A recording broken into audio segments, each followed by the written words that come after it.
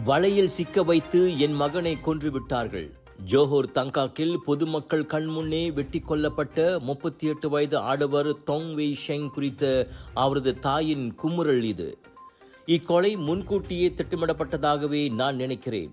சம்பவம் நடந்த நாளில் என் மகன் ஒருவரை சந்திக்க உணவகத்திற்கு செல்லப் போவதாக குடும்பத்தாரிடம் தெரிவித்தார்.